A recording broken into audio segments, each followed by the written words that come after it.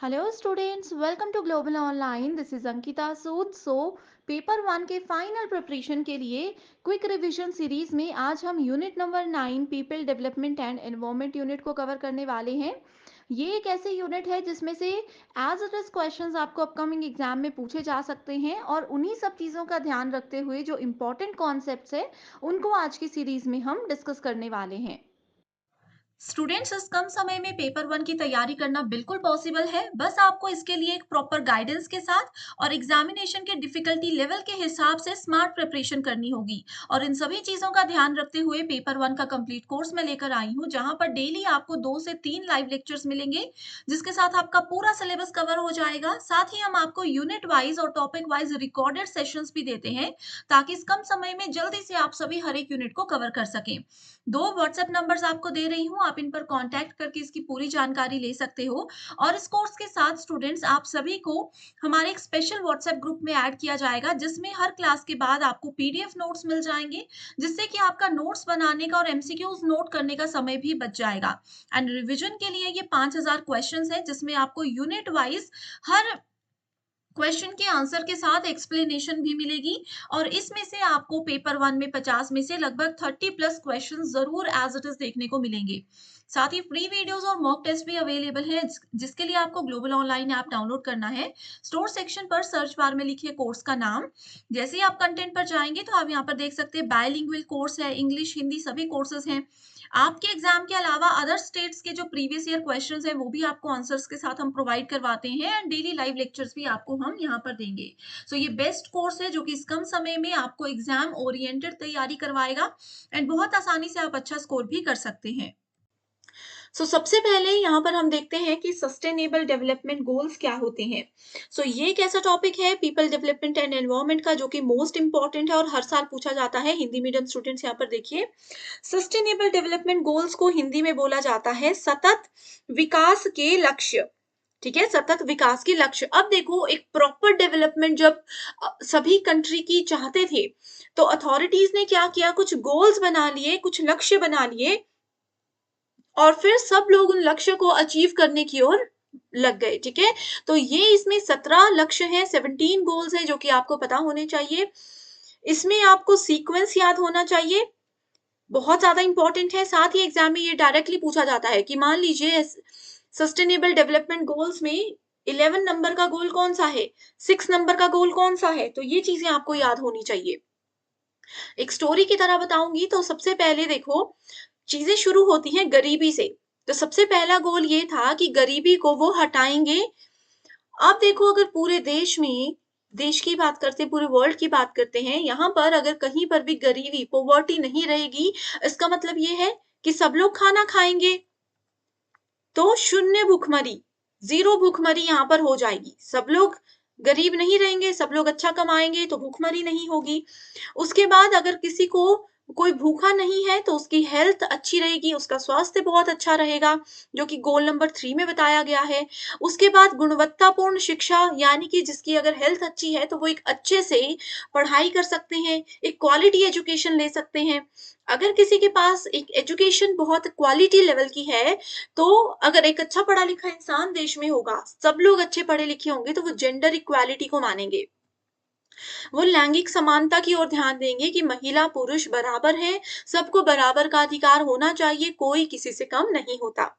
ठीक है, इसके बाद अगर समान सबको मानकर चलते हैं, तो अब इसके साथ साथ आपको स्वच्छ जल और सैनिटेशन, यानी कि स्वच्छता की ओर भी ध्यान रखना है।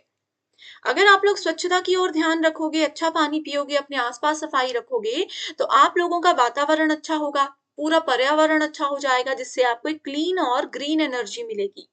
यह है 7वां गोल। 8वां गोल बोलता है कि अगर आप लोग एक अच्छी एनर्जी, एक अच्छे साफ सुथरे वातावरण में रहोगे, तो आप लोग बहुत अच्छे से काम कर पाओगे, जिससे कि आपकी अपनी प्रगति के साथ साथ देश की भी आर्थिक वृद्धि होगी। अब देश की अगर आर्थिक वृद्धि हो रही है, तो बहुत सारे उद्योग और लगेंगे, नवाचार होगा, बुनियादी सुविधाएं और ज्यादा बढ़ेंगी, जो कि गोल नंबर 9 हमें बताता है। हर एक गोल एक दूसरे के साथ रिलेटेड है। ऐसा नहीं है कि इनको याद रखना मुश्किल है, जैसे मैं कह रही हूँ ऐसे स्टोरी की तरह याद रखो, बहुत ईजी हो जाएगा।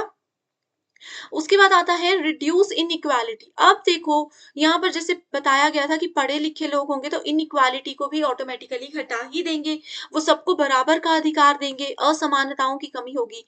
ठीक है, ऐसा नहीं होगा कि किसी पर्टिकुलर डिपार्टमेंट में सिर्फ महिलाएं काम कर सकती हैं, पुरुष काम नहीं कर सकते, सबको बराबर के समान अधिकार यहाँ पर फिर मिलेंगे। सस्टेनेबल सिटीज और कम्युनिटी, एक बहुत ही अच्छी संवहनीय शहर और समुदाय आप लोग बनाएंगे, एजुकेटेड लोग होंगे, पढ़े लिखे लोग होंगे, महिला पुरुष सब अपने अपने एंड पर अगर कमा रहे होंगे तो एक अच्छा समुदाय आप लोग बनाओगे। ठीक है, उसके बाद आ जाता है संवहनीय उपयोग और उत्पादन, तो एक सस्टेनेबल कंजम्पशन और प्रोडक्शन होगी। एक अच्छे से हमें पता होगा किस चीज को कैसे यूज करना है, कैसे उसको और प्रोड्यूस करना है। क्लाइमेट एक्शन, क्लाइमेट हमारा बहुत अच्छा रहेगा। जलवायु कार्यवाही भी बहुत जरूरी है। सो जलवायु कार्यवाही में सबसे पहले आ जाता है कि पानी के नीचे जो मछलियां होती हैं और भी जीव होते हैं उनको कैसे बचाया जाए। अब देखो जैसे बहुत ज्यादा लोग आपने देखे होंगे, पॉल्यूशन में भी आपने पढ़ा होगा कि गंदा नदियों और नालों का पानी कहाँ जाता है, नदियों में मिला दिया जाता है। आपके घर का गंदा पानी नदियों नालों में मिला दिया जाता है, जिससे पानी के अंदर रह रहे जीवों को बहुत नुकसान होता है, बहुत सारी स्पीशीज खत्म भी हो गई हैं। तो उनको बचाने के लिए गोल नंबर 14 में कहा गया है। गोल नंबर 15 कहता है लाइफ ऑन लैंड, यानी कि थलीय जीवों की सुरक्षा, पेड़ पौधे पशु पक्षी, इनको कैसे बचाया जाए। उसके बाद आता है शांति न्याय और सशक्त संस्थाएं। ठीक है, आसपास शांति रहेगी, पीस जस्टिस और स्ट्रॉन्ग इंस्टीट्यूशन होगा। और लास्ट वाला गोल जो है वो सब गोल्स को अचीव करने के लिए आप सबकी पार्टनरशिप, आप सबकी एकजुटता, आप सबकी भागीदारी मांगता है।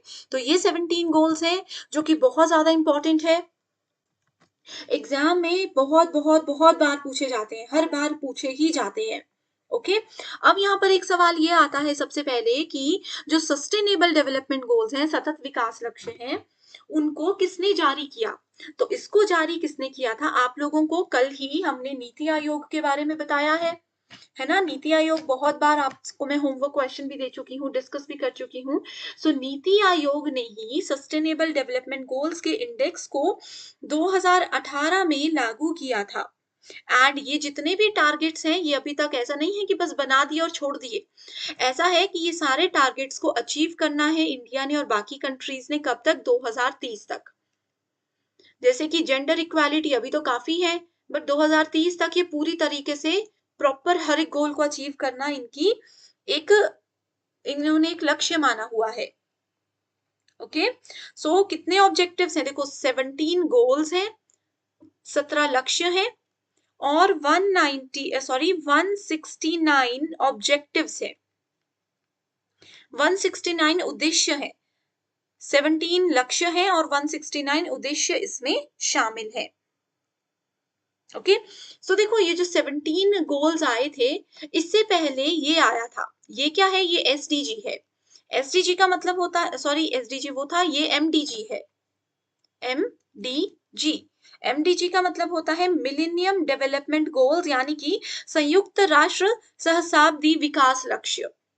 सो ये गोल्स क्या थे, इसमें सिर्फ आपके पास 8 गोल्स हैं एंड इन 8 गोल्स को कब तक पूरा करना था, 2015 तक पूरा करना था। तो ये गोल्स जैसे ही अचीव हो गए उसके बाद ही सस्टेनेबल डेवलपमेंट के 17 गोल्स को रखा गया था। ठीक है, एग्जाम में यहाँ पर ये क्वेश्चन आता है। तो यहाँ पर अभी हमने सस्टेनेबल डेवलपमेंट गोल्स पढ़े, इसमें पूछा है गोल नंबर 10, 13, 14 एंड 15 कौन सा है।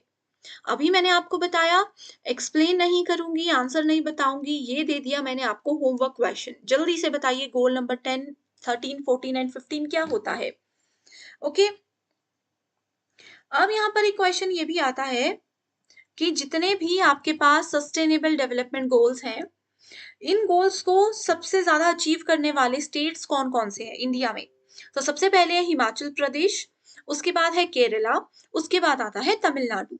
इसके अलावा अगर हम चंडीगढ़ की बात करें तो चंडीगढ़ ने, जैसे इसमें ना स्कोर दिया जाता है हर एक गोल को 100, तो 100 में से 68 स्कोर किया है चंडीगढ़ ने और ये टॉप यूनियन टेरिटरी में आता है। इस तरीके से छोटी छोटी सी चीजें हैं, आपको याद रखनी है। एग्जाम में क्वेश्चन कैसे आते हैं, ऐसे आते हैं। होमवर्क क्वेश्चन है, बताइए, अभी मैंने आपके साथ डिस्कस किया सब कुछ। इसके अलावा एक और क्वेश्चन देती हूँ, अच्छा पानी और साफ-सफाई यानी कि सैनिटेशन और क्लीन वाटर से रिलेटेड कौन-सा गोल है? कौन-सा गोल है? सस्टेनेबल डेवलपमेंट गोल्स में से कौन-सा गोल है जो हमें साफ पानी और सैनिटेशन की सुविधा या इसके बारे में जानकारी देता है? ठीक है, इसी के साथ बढ़ते हैं आगे जिसमें हम बात करने वाले हैं अर्थ के 4 स्फीयर्स के बारे में। अब अर्थ के 4 स्फीयर्स होते हैं, वो कौन-कौन से होते हैं, ये भी बहुत ज़्यादा इम्पोर्टेंट है। तो सबसे पहला स्फीयर आ गया, देखो, बायोस्फीयर, बायोस्फीयर में बर्ड्स और ये सब चीज़ें आती हैं, जो कि हवा में उड़ सकते हैं, ठीक है? दूसरा है एयर, जिसको एटमॉस्फेयर बोला जाता है। देखो यहाँ पर है बायोस्फीयर, वायुमंडल, ठीक है? सो ये 4 हैं। ऐसे याद रखो, हिंदी मीडियम वालों को पहले बता देती हूँ, ये होता है स्थलमंडल, लिथोस्फियर, जलमंडल, हाइड्रोस्फियर, वायुमंडल, एटमॉस्फेयर और जीवमंडल, बायोस्फियर। ठीक है? ये बायोस्फीयर को जीवमंडल बोलना है। तो ये 4 स्फीयर्स होते हैं, सबका अलग-अलग डिपार्टमेंट है, जैसे मिट्टी, पत्थर ये सब अलग स्फीयर में आते हैं। हवा जो है हमारे आस-पास गैसेज़ होती हैं, ऑक्सीजन हम लेते हैं और गैसेज़ यहाँ वहाँ घूम रही होती हैं, ये सब चीज़ें एटमॉस्फेयर में आती हैं, बायोस्फीयर में पक्षी और ये जो आसमान में उड़ते हैं, ये सब आते हैं। हाइड्रोस्फीयर में आते हैं पानी से रिलेटेड चीज़ें।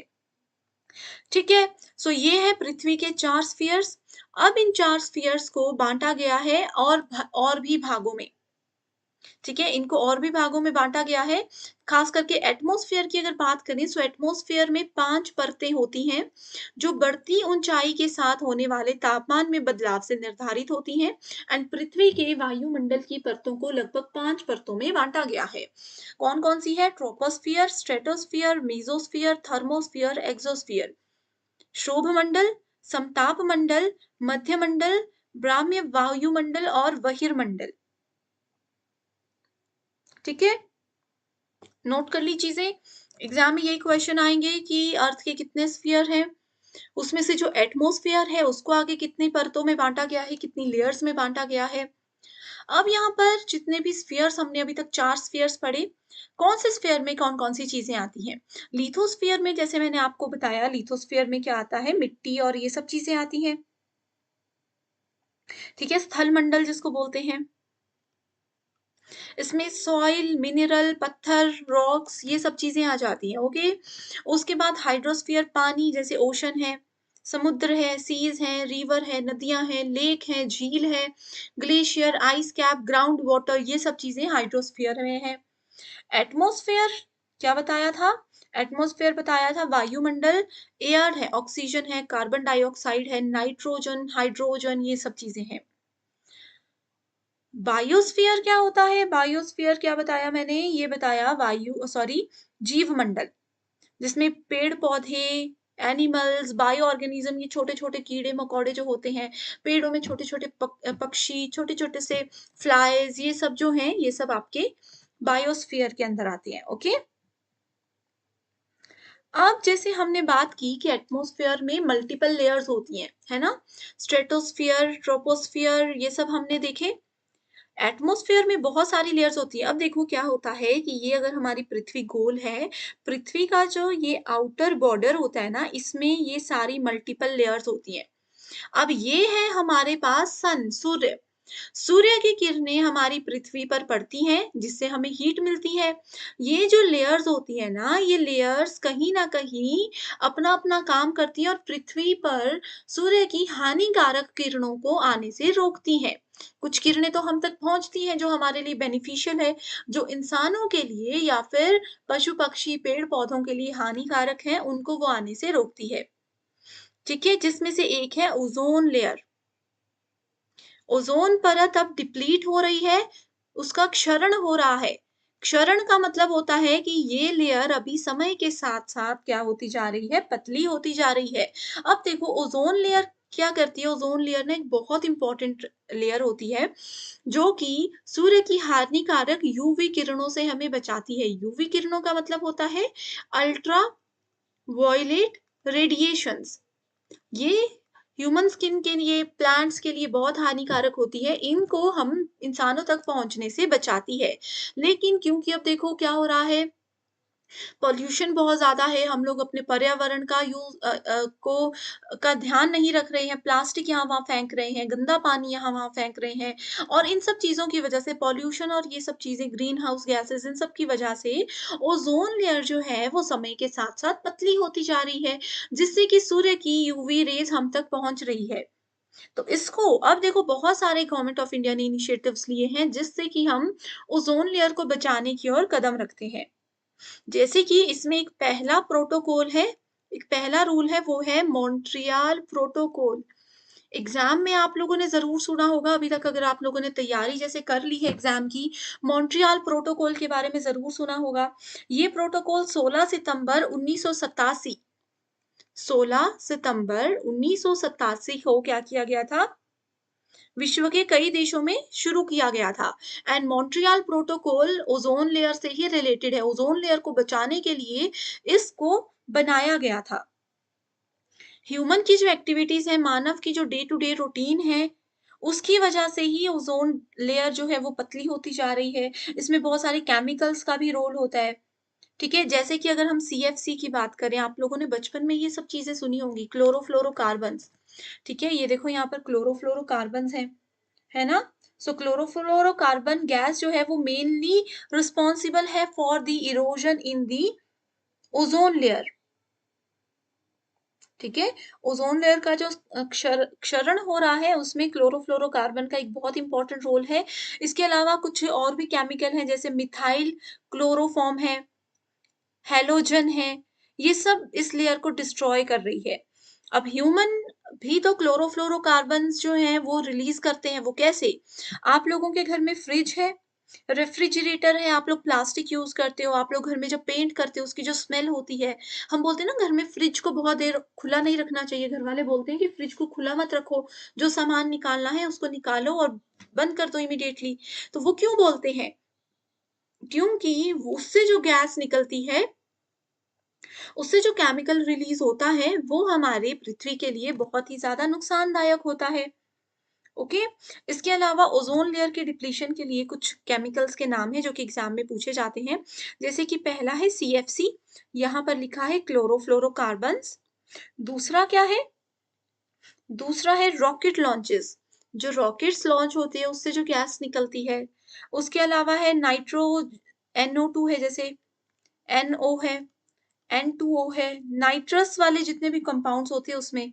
इसके अलावा नेचुरल चीज़ें भी होती हैं, जैसे कि सूर्य की किरणें अगर एक ही जगह पर बड़े दिनों तक लगातार पड़ती रहती है, बिना बारिश के या बिना इस चीज़ के, तो वहाँ पर वो थोड़ा-सा ना होल करता रहता है, जिसकी वजह से ओज़ोन लेयर डिप्लीट होती जा रही है, ओके? जैसे हम लोग आग बुझाने वाला वो जो होता है फायर एक्सटिंग्विशर्स, उसमें जो गैस होती है वो भी क्लोरोफ्लोरो को रिलीज़ करती है, हैलोन्स को रिलीज़ करती है, जिसकी वजह से पृथ्वी को बहुत ज़्यादा नुकसान पहुँचता है, ठीक है? ओके, सो इसी के साथ अगला टॉपिक है ग्रीन हाउस गैसेज़। सो देखो ग्रीन हाउस गैसेज़ में से भी एक क्वेश्चन एग्ज़ाम में आता है, जिसमें सबसे पहले है कार्बन डाइऑक्साइड कितनी गैसेज़ होती हैं, पहले तो ये बताइए? टोटल 5 गैसेज़ होती हैं, carbon dioxide 56%, methane 18%, chlorofluorocarbon CFC 13%, ozone 7% और नाइट्रस ऑक्साइड 6%। नाइट्रस ऑक्साइड या नाइट्रोसियस गैसेज़ जो होती हैं ना, तो नाइट्रस वाली गैसेज़ जो होती हैं, वो हमारी पृथ्वी को नुकसान ही पहुँचाती है। तो ग्रीन हाउस गैसेज़ क्या होती है? ये वो गैसेज़ होती हैं, जो कि एटमॉस्फेयर में हीट जनरेट करती हैं एंड ग्लोबल वार्मिंग का ये सबसे बड़ा कारण होती है। आप लोगों ने सुना होगा आजकल मौसम कैसा चल रहा है? ये है ग्लोबल वार्मिंग के लिए रिस्पॉन्सिबल, ठीक है? अब देखो, अभी आप लोग ये वीडियो देख रहे हो, आप लोगों को पता है कि मौसम अभी कैसा चल रहा है, एकदम से बारिश, एकदम से धूप, एकदम से ठंडी, एकदम से गर्मी, इस तरीके का मौसम चल रहा है। ये किसकी वजह से हो रहा है? ये इसको आप सब बोलते हैं ये ग्लोबल वार्मिंग की वजह से है। सो ग्लोबल वार्मिंग क्या है? ये सबसे पहले जानिए। ग्लोब जो है, हमारी पृथ्वी जो है वो गर्म हो रही है। किसकी वजह से? ये जो extra gases, green house gases हमारी पृथ्वी में एक्स्ट्रा लेवल पर बढ़ रही हैं, ये नुकसान पहुँचा रही हैं और ये रिस्पॉन्सिबल है ग्लोबल वार्मिंग के लिए, ठीक है? इसमें जैसे कि सरफेस ओज़ोन O3 की बात करें, ये एक सेकेंडरी ग्रीन हाउस गैस है, जो कि पॉल्यूटेंट्स जब बहुत सारे पॉल्यूशन, बहुत सारे प्रदूषक हमारे आस-पास घूम रहे होते हैं ना, वो प्रदूषक जब हवा में मिलते हैं, सूर्य की किरण में मिलते हैं, तो वो इस गैस को रिलीज़ करते हैं, इस गैस को बनाते हैं और जो बहुत ज़्यादा नुकसान पहुँचाती है। तो इसीलिए कहा जाता है कि प्रदूषण को कम करो, हमारी पृथ्वी अपने आप सही सलामत बच जाएगी। ठीक है? सो ग्रीन हाउस गैसेस का नाम याद रख लिया। एग्ज़ाम में ज़रूर क्वेश्चन आएगा, कन्फ्यूज़ मत होइएगा। ठीक है? ग्लोबल वार्मिंग की बात हम कर रहे थे। Global warming refers to the increase in average temperature. ठीक है, जो हमारा टेम्परेचर है पृथ्वी का, ठीक है, उसका जो तापमान जो है पृथ्वी का वो बढ़ता जा रहा है समय के साथ साथ। अर्थ का जो आसपास का सरफेस है, हवा है, ओशन है, वो क्या कर रहे हैं, बहुत ज्यादा गर्मी सहन नहीं कर पा रहे हैं, जिसकी वजह से ग्लोबल वार्मिंग होती है। समुद्र में पानी इतना गर्म हो जाता है कि उसके अंदर की जो स्पीशीज हैं वो खत्म हो गई हैं। कितनी सारे मछलियों की प्रजाति हैं जो खत्म हो चुकी हैं, अब आपको देखने को ही नहीं मिलेगी। कितने सारे जंगल में ऐसे जीव हैं जो कि खत्म हो चुके हैं। अब जिनको बचाने के लिए बहुत सारी मोदी जी ने स्कीम्स लाई हुई हैं। ठीक है। अब ग्लोबल वार्मिंग का भी कुछ कारण है, जैसे कि वनों की कटाई हम कर रहे हैं। वनों की कटाई आपने बचपन में पढ़ा होगा, वनों की वजह से बारिश होती है ज़्यादा। वनों को हम काट रहे हैं तो बारिश कम हो रही है, गर्मी बढ़ रही है, तो ग्लोबल वार्मिंग के चांसेस बढ़ जाते हैं। हम लोग जो वाहन यूज़ कर रहे हैं, उससे जो धुआँ निकलता है, जो पेट्रोल, डीज़ल कार्स, देखो आपको पता होगा शायद डीज़ल कार्स अभी आना बंद हो चुकी हैं। क्यों? क्योंकि डीज़ल जब वो गाड़ियाँ चलती हैं तो उससे गंदी स्मेल निकलती है, जिसकी वजह से ग्लोबल वार्मिंग होती है। क्लोरोफ्लोरोकार्बन यहाँ पर है। इंडस्ट्रीज़ होती है, बड़ी-बड़ी फैक्ट्रीज़ होती है जहाँ से काला धुआँ या गंदा धुआँ निकलता है। एग्रीकल्चर, खेती-बाड़ी के लिए जो आप स्प्रे करते हो, कीटनाशक करते हो, उससे भी बहुत सारा नुकसान पहुँचता है हमारी पृथ्वी को, ठीक है? और ये सब चीज़ों की वजह से क्लाइमेट चेंज होता है। ये सब चीज़ें एक-दूसरे के साथ रिलेटेड है। ग्रीन हाउस गैसेज़ हैं, इसको थोड़ा-सा ऊपर-नीचे अगर हो जाए तो क्या हो जाता है, ये ग्लोबल वार्मिंग करने लग जाता है। ग्लोबल वार्मिंग के कारण ह्यूमन की एक्टिविटीज़ भी हैं, थोड़े से नेचुरल गैसेज़ भी हैं, लेकिन वो इतनी ज़्यादा नहीं नुकसान पहुँचाती है। अब ग्लोबल वार्मिंग हो रही है तो डायरेक्टली उसका लिंक किसके साथ है? क्लाइमेट चेंज के साथ है। क्लाइमेट चेंज क्या करता है? वातावरण में एकदम से परिवर्तन हो रहा है जिससे कि नुकसान तो सबको है ही, है ना? तो ये चीज़ें हैं। इसके बाद बढ़ते हैं कि पॉल्यूशन क्या होते हैं? प्रदूषक आपको पता है कि क्या होते हैं? वायु में, भूमि में, जल में अलग-अलग प्रकार के प्रदूषक हमारे पास होते हैं। वाटर पॉल्यूशन है, एयर पॉल्यूशन है, सॉइल पॉल्यूशन है, नॉइज़ पॉल्यूशन होता है। तो ये जितने भी प्रकार के प्रदूषक हैं, ये कैसे होते हैं? अब मान लीजिए हमारे आस-पास का जो एटमॉस्फेयर है, जो हमारे आस-पास हवा घूम रही है, वो हवा में अगर कुछ गंदगी फैल जाए, कुछ केमिकल रिलीज़ होकर आ जाए, तो वो एयर पॉल्यूशन हो जाएगा। कुछ समय पहले आपने सुना होगा बहुत सारे लोग इस वजह से मर गए, क्योंकि क्यों मरे थे? क्योंकि देखो किसी एक फैक्ट्री से गैस रिलीज़ हुई थी।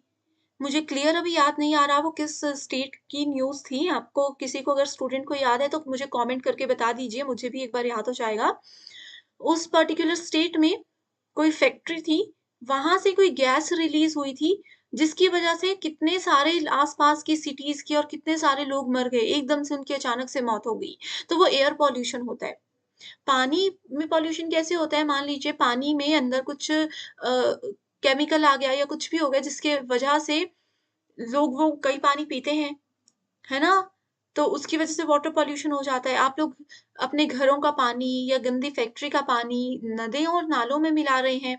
आगे जाकर वो मछलियाँ हैं और भी जीव हैं पानी के अंदर रहने वाले, वो सब अगर उस पानी को पिएँगे तो उन सबको तो कितना नुकसान हो जाएगा। वो वाटर पॉल्यूशन है। लैंड पॉल्यूशन क्या होता है? अपने लैंड पे जो हम नुकसान पहुँचा रहे हैं। ठीक है स्टूडेंट्स, सो आई होप ये बिल्कुल क्लियर हो गई हैं आपको चीज़ें। ठीक है?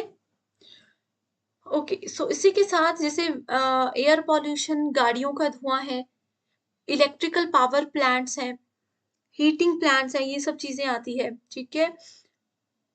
एयर पॉल्यूशन में देखो एक क्वेश्चन यहाँ पर एग्ज़ाम में ये आता है कि जब एयर पॉल्यूशन होता है, वायु में, हवा में जब प्रदूषक फैल जाते हैं, तो सबसे ज़्यादा नुकसान पहुँचाने वाली गैसेज़ उसमें कौन-सी जनरेट होती हैं? वो है CO, कार्बन मोनोक्साइड, दूसरी है लेड, तीसरी है NO2 नाइट्रोजन डाइऑक्साइड, नेक्स्ट है PM यानी कि पार्टिकुलेट मैटर, और SO2 यानी कि सल्फर डाइऑक्साइड।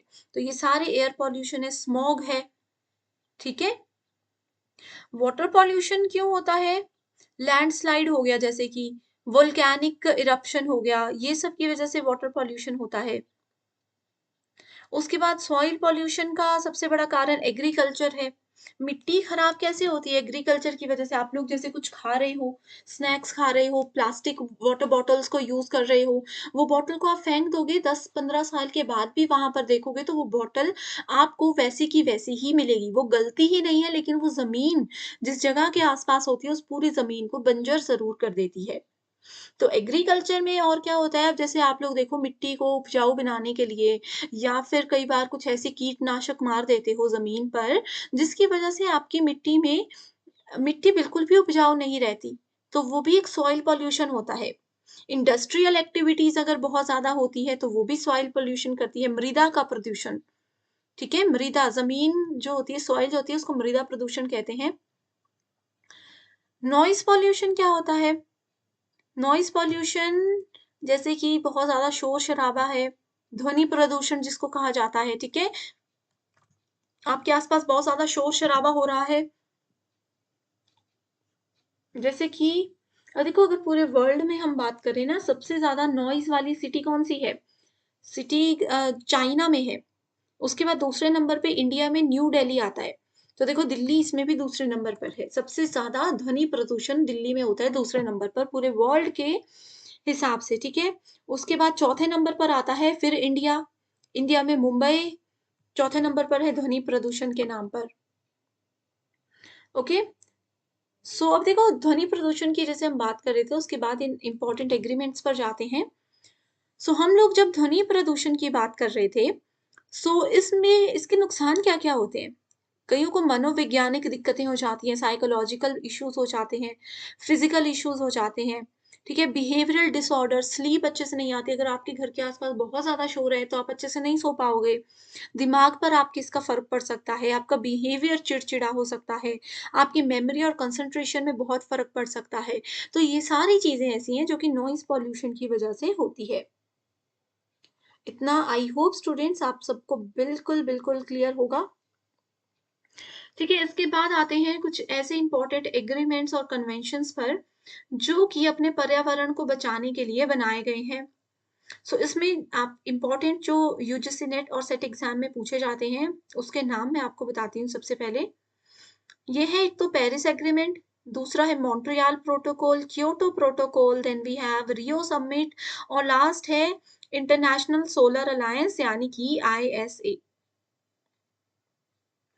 ठीक है, सो ये देखो अब होते क्या हैं। सबसे पहले जैसे मैंने आपको मॉन्ट्रियल प्रोटोकॉल अभी-अभी बताया, मॉन्ट्रियल प्रोटोकॉल क्या करता है? ये ओज़ोन लेयर के लिए बनाया गया है। ओज़ोन लेयर को बचाने के लिए ये बनाया गया है, जो वो पतली होती जा रही है, जिसकी वजह से ह्यूमन हेल्थ पे नुकसान पहुँचता जा रहा है, उसको बचाने के लिए बनाया गया है। सो मॉन्ट्रियल प्रोटोकॉल आपका जो हमने अभी सस्टेनेबल डेवलपमेंट गोल्स पढ़ा, उन गोल्स को अचीव करने के लिए मॉन्ट्रियल प्रोटोकॉल भी अपना साथ दे रहा है। ये एक इंटरनेशनल ट्रीटी है जिसको डिज़ाइन किया गया है ओज़ोन लेयर को बचाने के लिए। 16 सितंबर 1987 में इसको एग्री कर लिया गया था। मॉन्ट्रियल की बात कर रही हूँ, ठीक है? 16 सितंबर 1987 में इसके लिए एग्रीमेंट साइन हो चुका था, इसको फाइनल कर दिया गया था और 1 जनवरी 1989 से इसको लागू कर दिया गया था। डिफरेंट टाइम टेबल है इसमें हर एक चीज़ को डेवलप करने के लिए और कुछ कंट्रीज़ देखो इसमें ना बहुत सारी कंट्रीज़ जुड़ी हुई हैं, इस गोल को अचीव करने के लिए। सो कुछ कंट्रीज़ ऐसी हैं जो कि डेवलप हो चुकी हैं, पूरी तरह से बन चुकी हैं, एक अच्छी स्थिति में हैं और दूसरी हैं डेवलपिंग कंट्रीज़। जो कि अभी बन रही हैं, प्रगति की ओर बढ़ रही हैं। सो सभी के लिए अपने-अपने टारगेट्स का यहाँ पर लेवल दिया गया है, एक-एक फाइनल किया गया है कि कौन-सी कंट्री कितने समय में कितना टारगेट पूरा करेगी। मॉन्ट्रियल प्रोटोकॉल जो है, इंडियन कॉन्स्टिट्यूशन के आर्टिकल नंबर 5 के अंदर इसके बारे में लिखा गया है, ये भी आपको पता होना चाहिए। ठीक है? इसके अलावा मॉन्ट्रियल प्रोटोकॉल में कितनी कंट्रीज है? मैंने आपको बताया ना, ये सिर्फ इंडिया के लिए कन्वेंशंस और ये नहीं बनाए गए हैं, इसमें वर्ल्ड की बहुत सारी कंट्रीज हैं। सो मॉन्ट्रियल प्रोटोकॉल के लिए टोटल 197 कंट्रीज की भागीदारी है। 197 कंट्रीज के लोग मिलकर ये देखना चाहते हैं, अपनी ओजोन लेयर को बचाना चाहते हैं, ठीक है। अब यहाँ पर कुछ गोल्स हैं, जैसे मैंने आपको बताया था कि 2030 तक ये गोल्स अचीव करने हैं। लेकिन एक चीज होती है HFC, ये होता है हाइड्रोफ्लोरोकार्बन। सो जो हाइड्रोफ्लोरोकार्बन है, उसके यूज को, उसकी खपत को कम से कम 80% तक घटा देना है। ये टारगेट भी मॉन्ट्रियल प्रोटोकॉल के अंदर है एंड ये टारगेट रखा गया है कि 1947 तक हम जरूर पूरा कर कर रहेंगे। ओके। अब देखो, मॉन्ट्रियल प्रोटोकॉल जैसे मैंने आपको बताया कि सस्टेनेबल डेवलपमेंट गोल से रिलेटेड है, उसको गोल्स को अचीव करने के लिए भी ये रिस्पॉन्सिबल है। तो सारे गोल्स को ये अचीव नहीं करेगा। गोल्स में ये आता है 1, 2, 3, 5, 8, 9, 11, 13 एंड 17। ये गोल्स हैं जो कि मॉन्ट्रियल प्रोटोकॉल से रिलेटेड है, सस्टेनेबल डेवलपमेंट गोल्स। ठीक है, इतनी चीजें आई होप स्टूडेंट्स बिल्कुल क्लियर हैं आप सभी के लिए। अब इसके बाद बढ़ते हैं पेरिस एग्रीमेंट पर। सो पेरिस एग्रीमेंट किस चीज से रिलेटेड है? ये है क्लाइमेट चेंज से रिलेटेड। क्लाइमेट चेंज से रिलेटेड जो पर्यावरण में बदलाव हो रहे हैं, जिससे कि नुकसान पहुंच रहा है बहुत ज्यादा, उन चीजों को कैसे कंट्रोल किया जाए, कैसे मैनेज किया जाए, ये सब चीजें हमें पेरिस एग्रीमेंट बताता है। पेरिस एग्रीमेंट को COP21 भी बोला जाता है। कॉप के बारे में हम आगे पढ़ेंगे, फिलहाल मैं बता देती हूँ कि कॉप की फुल फॉर्म होती है, क्या फुल फॉर्म होती है कॉप की? चलो ऐसे करते हैं, बाद में जो डिस्कस करेंगे ही। एक और होमवर्क क्वेश्चन दे दिया कि बताइए कॉप जो है, COP21, इसकी फुल फॉर्म क्या है? COP की फुल फॉर्म क्या है? पेरिस एग्रीमेंट क्लाइमेट चेंज से रिलेटेड है, इतना आपको पता चल गया। और ये क्या करता है? पेरिस एग्रीमेंट क्या करता है? क्लाइमेट में जो बदलाव हो रहे हैं उनको कैसे हम कंट्रोल करें, कैसे अपने पर्यावरण को बचाने के लिए डिसीजन लें, ये सब चीजें इसके अंदर आती हैं। इसको 2015 में अडॉप्ट कर दिया गया था, अपना दिया गया था। क्लाइमेट चेंज में कुछ चीजें आती हैं, जैसे कि climate change mitigation, Hindi medium वालों को भी बताती हूँ। क्लाइमेट चेंज मिटिगेशन, अडेप्टेशन और फाइनेंस, ये तीनों चीजों के लिए पेरिस एग्रीमेंट रिस्पॉन्सिबल है। यानी कि जलवायु परिवर्तन में शमन, अनुकूलन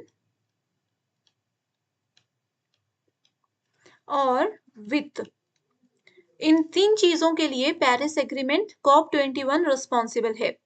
ओके। इसके बाद फिर नेक्स्ट आ जाता है क्योटो प्रोटोकॉल। सो ये भी एक बहुत इंपॉर्टेंट प्रोटोकॉल है। ये किस चीज से रिलेटेड है? Kyoto protocol is related to green house gases.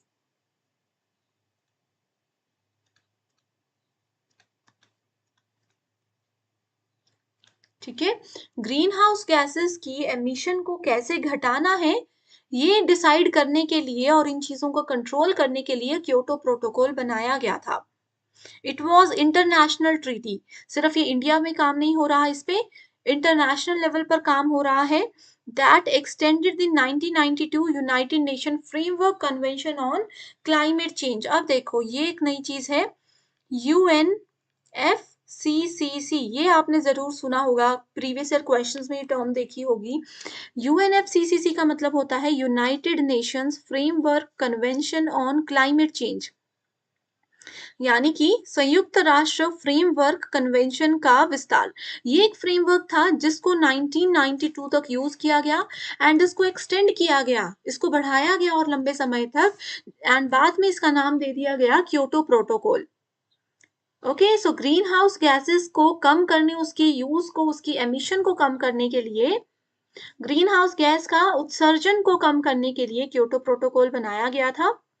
और मानव निर्मित CO2 एमिशन जो है, ये सब इसके अंदर आता है। क्योटो प्रोटोकॉल को कब कहाँ बनाया गया? देखो, जापान, आपने सुना होगा जापान। जापान में एक जगह है क्योटो, वहां पर इसको जो है अपनाया गया था 11 दिसंबर 1997 को। 11 दिसंबर 1997 को इसको अपनाया गया था क्योटो जापान में, इसलिए इसका नाम रखा गया क्योटो प्रोटोकॉल।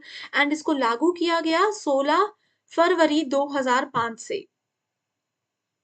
और इसमें कितनी पार्टीज हैं? इसमें टोटल 192 पार्टीज हैं। ठीक है, 2020 तक की अगर डेटा की बात करें तो इसमें टोटल 192 कंट्रीज ने पार्टिसिपेट किया था। ग्रीन हाउस गैसेस मैंने आपको बता दी है। सो क्योटो प्रोटोकॉल और ग्रीन हाउस गैसेस में से किसी भी गैस का नाम अगर वहां पर आपको नजर आता है एक साथ, तो आप क्या कर सकते हो? आप लोग डायरेक्टली करेक्ट आंसर को आइडेंटिफाई कर सकते हो। इसके बाद आता है फिर रियो समिट। रियो समिट क्या है?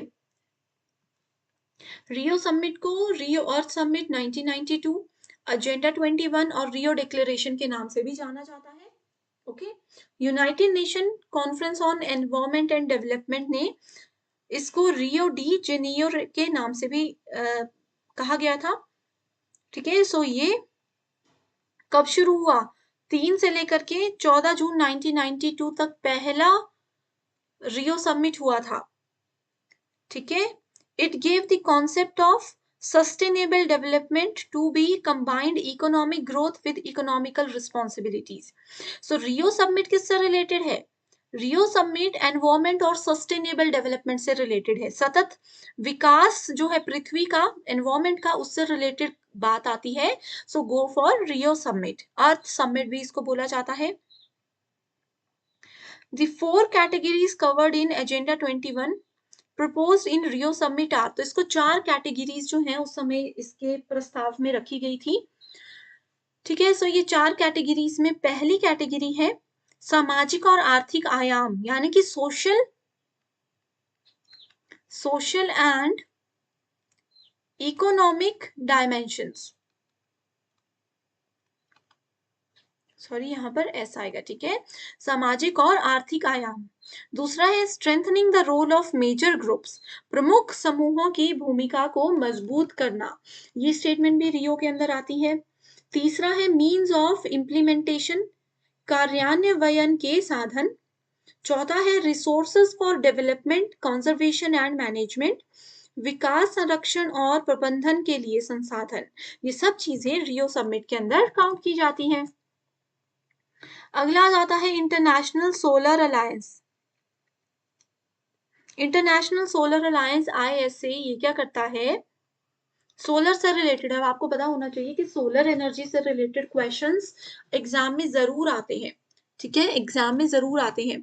सो अभी देखो, एक क्वेश्चन आपको पता होगा शायद, अगर आप लोगों ने जो 26 जनवरी को परेड होती है ना, टीवी में आती है, अगर आप लोगों ने वो सुनी होगी, तो आपको पता होगा कि इंडिया का वो कौन सा ऐसा स्टेट है जो कि पूरे तरीके से सोलर पावर को यूज करने वाला पहला स्टेट बना है।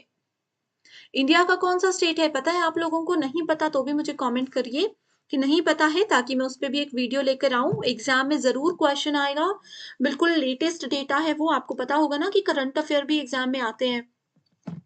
ठीक है, so International solar Alliance is an action-oriented, member-driven, collaborative platform for increased development of solar energy technology।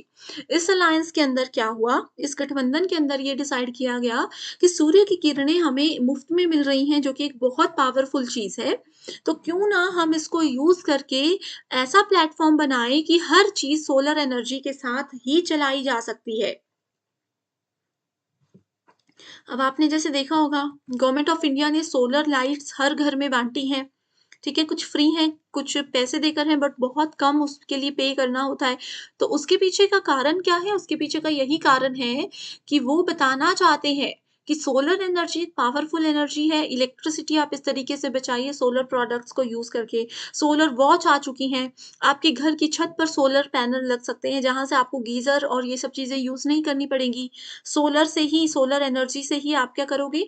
गर्म पानी आपके नलकों में से आएगा। आपके घर की जितनी भी इलेक्ट्रिसिटी है वो सारी सोलर पैनल के थ्रू आप यूज कर सकते हो। तो ये कॉस्ट इफेक्टिव है, इससे आप लोगों का भी फायदा है, क्योंकि आप सबके भी पैसे बच रहे हैं, इलेक्ट्रिसिटी बिल नहीं आएगा। और दूसरी चीज है, हम इलेक्ट्रिसिटी जनरेट जो करते हैं उसे कितना नुकसान हमारे पर्यावरण को भी होता है, तो उससे भी उसको बचा सकते हैं हम, पर्यावरण को भी बचाएँगे, अपनी पॉकेट फ्रेंडली चीज़ भी ये हो जाएगी, ठीक है? सो इसमें इंडिया और फ्रांस जो है सबसे पहले इन्होंने इनिशिएटिव ये उठाया था और इसका विज़न है। विज़न का क्या मतलब होता है? विज़न का मतलब होता है इसकी जो दृष्टि हम बोल सकते हैं, ठीक है? Let us together make the sun brighter. Let us together make the sun brighter. ठीक है, सो ये इसका टैग लाइन है, आपको याद रखना है। अगर एग्जाम में आता है कि let us make the sun together make the sun brighter, किसका टैग लाइन है, तो आपको पता होना चाहिए इंटरनेशनल सोलर अलायंस का ये टैग लाइन है। ठीक है, इसके अलावा इन्होंने ये एक मिशन रखा है, एक मिशन बनाया है कि कोई भी घर, कोई भी विलेज दूर नहीं है, हर जगह पर हम ये लाइट हर घर में पहुंचा सकते हैं। ये गवर्नमेंट का एक मिशन है इसको लेकर, ठीक है? और इसमें टोटल कितनी कंट्रीज हैं? 106 कंट्रीज हैं जिन्होंने आईएसए के फ्रेमवर्क एग्रीमेंट को साइन किया है। ठीक है, अब देखो यहाँ पर ना ये चीज और आती है। अब आपको पता होगा कि कोई बहुत सारे देश ऐसे हैं जहां पर धूप नहीं आती, सूर्य का मतलब वो उनका पॉइंट ही ऐसा है, वो देश हैं ही ऐसी लोकेशन पर, ऐसी जगह पर जहाँ पर धूप नहीं आती, तो वहाँ पर ये सोलर एनर्जी वाला कॉन्सेप्ट नहीं हो सकता। लेकिन जैसे इंडिया है, यहाँ पर हमें पता है कि कितनी अच्छी धूप हम लोगों को मिलती है, ठीक है? सो ये सब चीज़ें बहुत इम्पोर्टेंट है हमारे लिए, इंडियंस के लिए। इसके अलावा आईएसए के अंदर कुछ और इम्पोर्टेंट प्रोजेक्ट्स इन्होंने बनाए थे, जिसमें कि पहला प्रोजेक्ट का नाम है ओसोवॉग। ओसोवॉक का मतलब है वन सन, वन वर्ल्ड, वन ग्रिड। ये SUN वाला सन है, ठीक है? वन सन, वन वर्ल्ड, वन ग्रिड। एक ही हमारे पास सूर्य है, एक ही हमारे पास विश्व है, और एक ही तरीके से हम इसका बेनिफिट उठाएंगे। वन ग्रिड में एक ही चीज बनाकर इसको रखेंगे। दूसरा है इसका, इसको बोलते हैं I*C। I*C मतलब international solar alliance, solar technology and application resource centre. ठीक है, सौर प्रौद्योगिकी और अनुप्रयोग संसाधन केंद्र। तीसरा इनिशिएटिव जो है वो है ITEC, आईटेक। ये क्या है? Indian technical and economic cooperation scheme. भारतीय तकनीकी और आर्थिक सहयोग योजना। तो ये 3 योजनाएं हैं जो कि आईएसए के अंदर आती हैं। इसके अलावा आपको ये भी पता होना चाहिए कि जैसे मैंने आपको बताया ना, गवर्नमेंट ने सोलर एनर्जी से रिलेटेड बहुत सारे मिशन तैयार किए हैं। सो उसमें कुछ मिशन ऐसे हैं जिसमें पहला है NSM, नेशनल सोलर मिशन, राष्ट्रीय सौर मिशन जिसका नाम है। दूसरा है INDC टारगेट। ओके, इसका ऐसा था कि सोलर पावर प्लांट्स लगाने हैं 2022 तक, तो ये टारगेट काफी हद तक अभी अचीव हो चुका है। तीसरा है solar park scheme, solar park scheme. Okay, देखो स्टूडेंट्स, ये अभी सिर्फ मैं नाम बता रही हूँ क्योंकि इस वीडियो में हमें कंप्लीट इस यूनिट को कवर करना है। अगर आप चाहते हो कि सोलर एनर्जी और इससे रिलेटेड जितनी भी स्कीम्स हैं जो अपकमिंग एग्जाम में आ सकती हैं, वो उस पर सेपरेट वीडियो अगर आपको चाहिए तो भी मुझे बता दीजिए, ठीक है? उसके बाद आती है canal bank and canal top scheme.